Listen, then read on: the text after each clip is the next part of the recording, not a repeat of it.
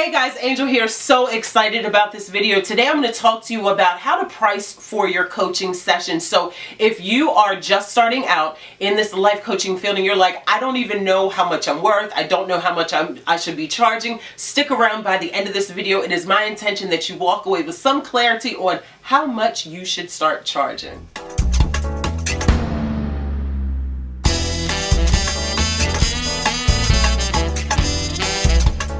Okay, so before I get into the tips that I want to share with you, I'm going to tell you how I got started, how much I started charging when I first started coaching. So when I first started coaching, I used to charge $249 a month to work with me for 1 hour 4 times in that month. So if you think about that, if you do the math, $249, I believe it comes to $37.50 an hour that I was getting for a 60-minute coaching conversation.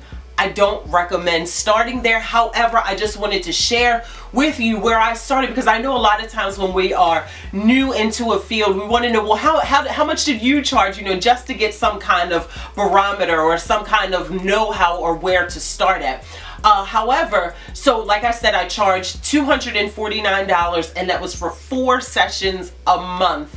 And when you think about $37.50 an hour, the average person is not making that dollar amount an hour. So to think that that's not, somebody might be saying, well, that's not a bad price, but you have to think about the industry itself. If you're going to work, say, as a cashier and you're getting paid $37.50 an hour to bring somebody out, you may think that, for that skill, that may be a good price. However, when you're in the coaching industry, you're literally helping people change their lives. And I believe that the pay should match that. And so here are some things that I want you guys to consider when you are pricing for your coaching services. Number one is to consider the problem that you are solving. This is so crucial, so important. Say if you are a health coach and say you yourself have got diagnosed with diabetes and you have been able to eat your way out of that disease, and now you have a passion to go back and help other people, teach them how to eat, teach them how to move their body, teach them how to lower their numbers or whatever that means in the diabetic field, but you've been able to make those changes and that's what you want to do. You want to consider that is a big deal. And let me say something else before I go to step number 2. There is no blueprint for this. There is no right price. There is no wrong price. You really do have to go with the tips that I'm going to share with you in the rest of this video. But just keep that in mind. There is no right price and there is no wrong price, but you definitely want to consider the problem that you are helping your client solve. It's pretty valuable.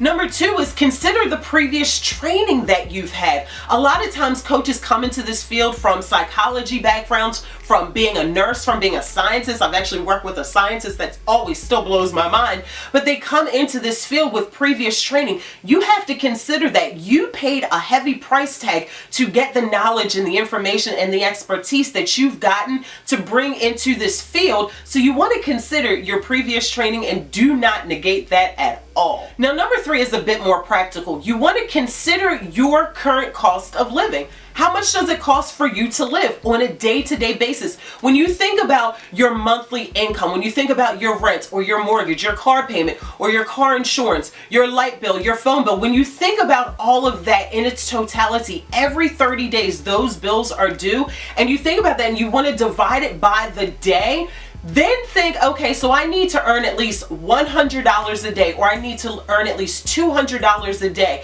Starting there can be a really good price. Just the basics, just to cover your basic cost of living. Number 4, you want to do your market research. Whatever field you're in, you can best believe that there's somebody else that's doing something exactly that you're doing or something extremely similar, but don't let that stop you. I'm going to talk about that in another video. Your story is what really separates you. So just because there's other people doing what it is that you do, they're not you. So just because I said that, don't say, oh my goodness, see, that's why I can't come into this field because there's people doing it just like me. No. So you want to consider the people that are already doing what it is that you're doing and look at their prices. See how much that group of people that they're targeting is used to paying. See what it is that the people that you look up to the most, how much are their classes, how much are their courses, how much is it to work with them one-on-one, and that can also give you a general idea of where you want to put your price prices in too. And the last and final one, number 5, the last and final one is it really comes down to your belief in yourself and how you see yourself. And I want you to think about this. For those of you who are just coming into this field as an entrepreneur, but you're used to working at a job, think about this. Would you go to a job Monday through Friday, and on Friday that's your payday, and you don't get paid? Wouldn't you feel some kind of way about that? Like, wouldn't you perhaps even go into the human resources department or speak with your manager or your boss because you showed up, did a job, and you didn't get paid for it? I want you to think about that, because a lot of times people coming from being an employer, working at a job, and then coming to be an entrepreneur, they feel kind of yucky about charging for their services. And I just, for the life of me, am trying to wrap my mind around the fact that you feel good about going to a job that you don't like, can't stand, every single day you dread going to it, and you're getting paid for that. But when it comes to getting paid to do what you know that God is calling you to do, you feel all yucky and icky inside and you don't want to do it. Now, if you cannot see that that is nothing but the trick of the enemy, get over yourself and put a price tag on yourself, because people will pay you for who you are, and people are willing to do so. So I hope this video has helped you. Make sure that you subscribe. Make sure you hit that notification button so you do not miss another video. And the next video that I have coming up for you guys is the 5 ways to market yourself as a life. So make sure you come back and you watch that video. And also let me know in the comments below, what is your biggest takeaway from the 5 tips or however many tips I share with you guys today? What's your biggest tip or your biggest takeaway from this video? I would love to hear from you guys, and I'll see you guys in the next video.